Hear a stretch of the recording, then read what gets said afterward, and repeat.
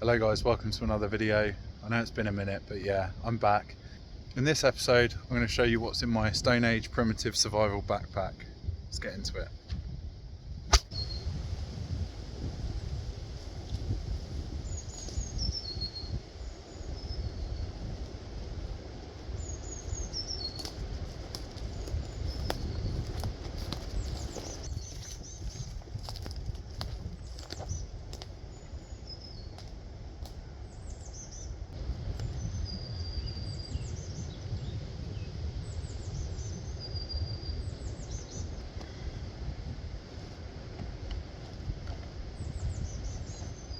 What's inside my Stone Age survival pack?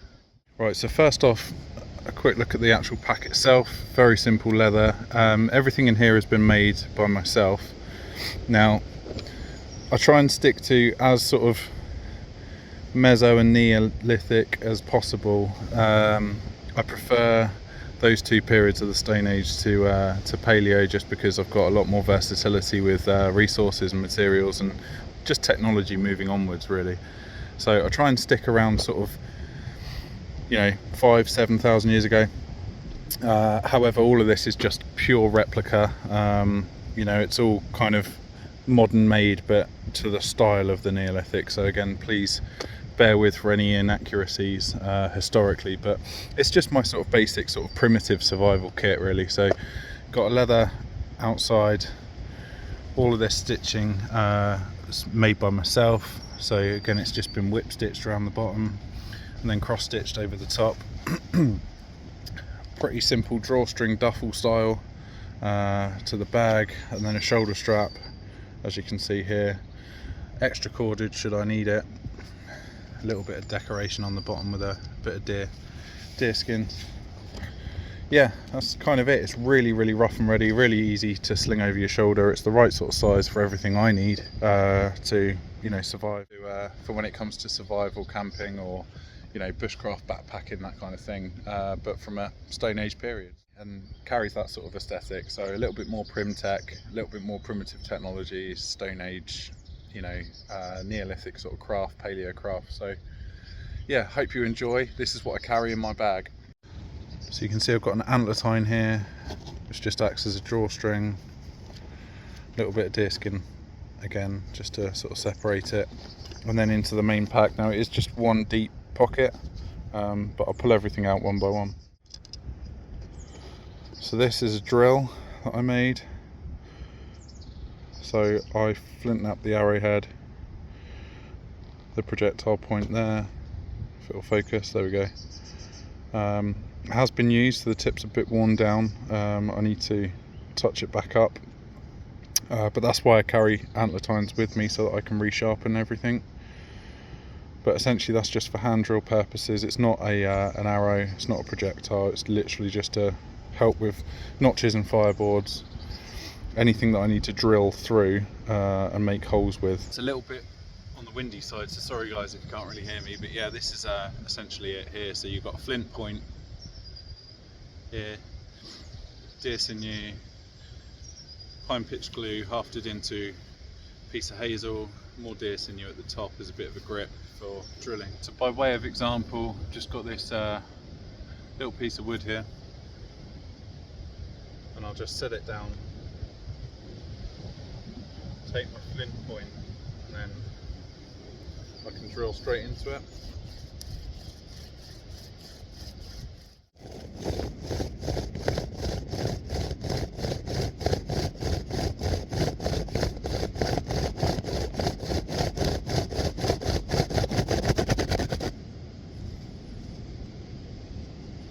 So as you can see on this close-up, look, just drills a really nice notch out, really nice hole, really good for starting hand drills, or if you need to just drill through a bit of wood.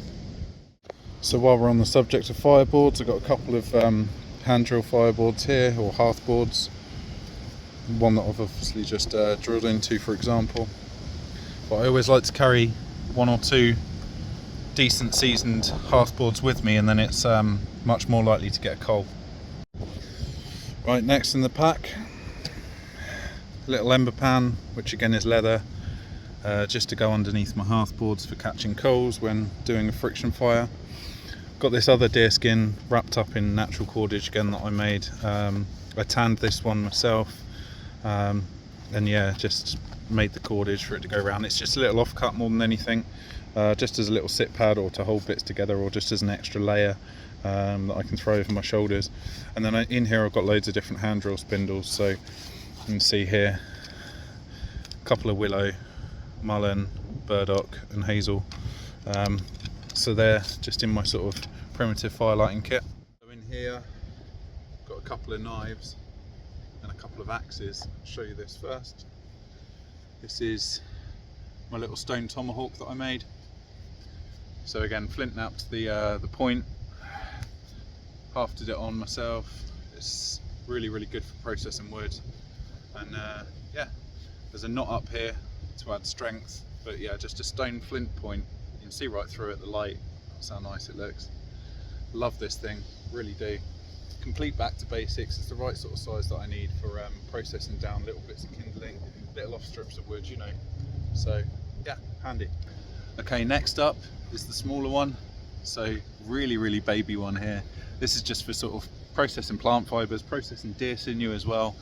Really good for smashing up deer sinew, cutting any loose bits that I need, shaving stuff down. You can even make little feather sticks with this, which is amazing for firelighting really.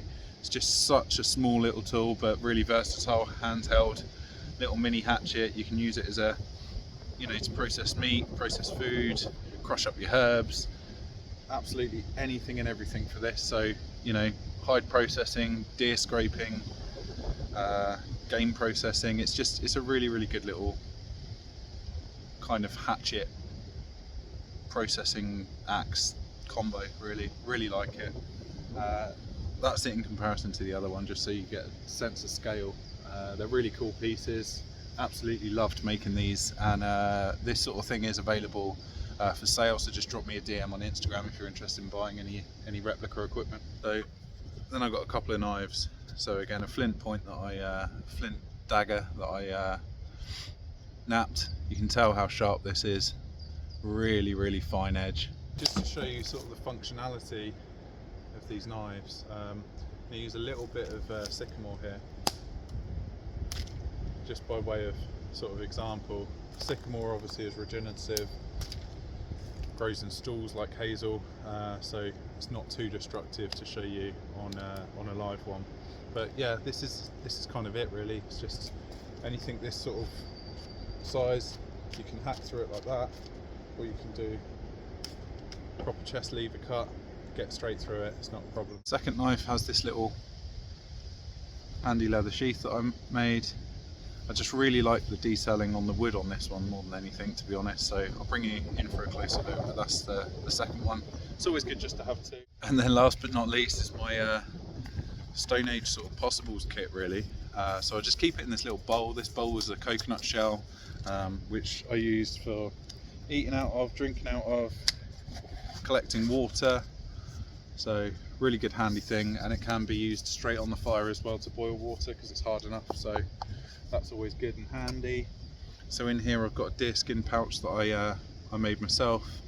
I'll bring you in for a closer look as to what's in there. Series of different cordages, sinew for any projects I've got going on, some more cordage that I made, deer sinew, and then this tiny little neck knife that I wanted to show you. So just a very quick close-up of the neck knife, deer sinew stitched, leather sheath that's been sort of waxed and oiled. It's lovely. Cordage I made myself. It's just a cute little thing really, just something handy that I like to carry around with me. It's really good for sort of, because it's so small and so sharp and so thin, it's just so handy for, just say if you want to cut a bit rope, or if you want to cut you know, in modern days paracord, or you know, if I want to cut some of that cordage or deer sinew, if I'm doing a project, it's just really handy just to get a very quick and easy, while I'm making something, processing, I can just tuck it away. You know, if I need to cut an edge or cut through some cordage or some string or something as I'm doing the project, I can just whip it out, make a quick cut, put it back safely, and it's a cool little necklace. So again, it's just a flint blade that I napped, deer sinew and some pine pitch glue on some wood. Just really straightforward, really simple. Smallest flake this came from. Again, it's just a really handy thing, and it's just a cute little baby knife that yeah, I just like to wear and have about my person, really. So really handy. So that's that.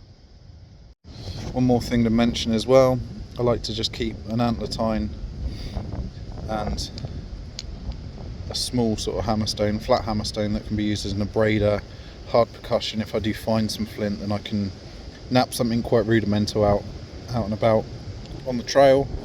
So yeah, that's it.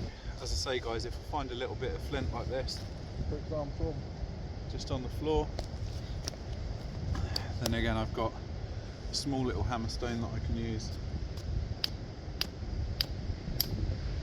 just to make little flakes.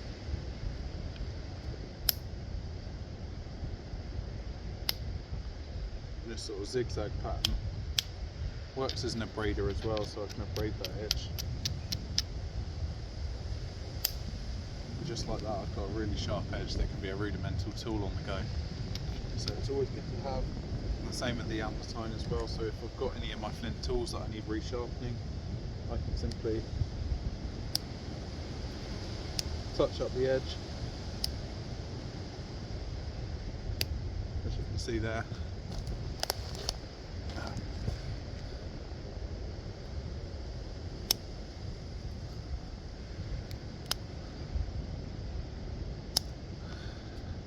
Just microflaking that edge, and then you've got a really sharp piece. So it's always good just to have with you on the go. Little handy napping kit. Show you that along with this drill that I made a series of little mini tools. These are just sort of handheld chisels, burins and saws of varying different sizes, different shapes, that can prove really handy. This one's my favourite. It's got a little rhino point on it. That's really handy just for even little silly things like cleaning your nails, you know. I think, you know, it's just really handy just to get in and under things if you need to, whether that be your person or whether that be material that you're, you know, scraping or picking. And then it's got this serration here. Clean that pine pitch glue off my nail. Yeah, you should be able to see just the tiny little serrations that I've napped and notched in there. Really good for actually sawing through material, and will do the job. Different shape here for just sort of chiseling and sawing. Really handy little things. They're really quite, you know, beautiful, I think. Just little touches of finesse that go into my everyday kit. And so in this pouch, again, it's deer skin. So the deer skin that you saw earlier that I tanned, this is part of it that I removed the hair from. And this is a little fire lighting impossibles kit. So got some cramp balls, a little flint flake just for scraping, some salt, and some amadou as well. So horse's hoof fungus amadou sheet layer, just as a bit of a coal extender. I'll whack that in a tinder bundle for my friction fires, and again it just folds away in this nice little pouch.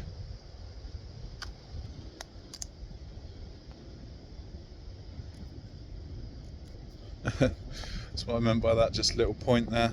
But yeah, it will work to saw things as well. Just got this little piece of dead wood that I found on the floor.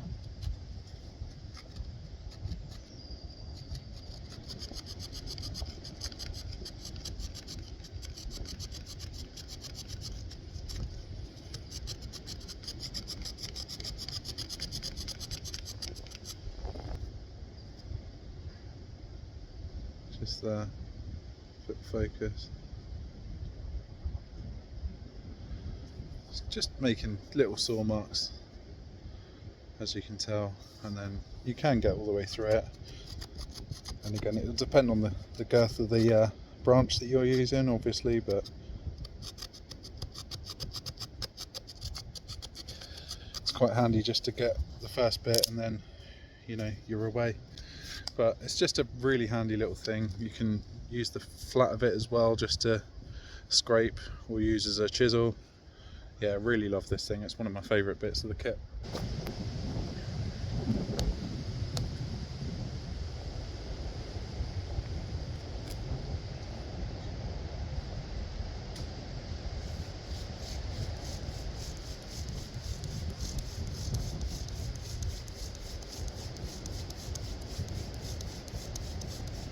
So guys, that's the end of the video. I really hope that you've enjoyed that one. Give it a little like if you've enjoyed it.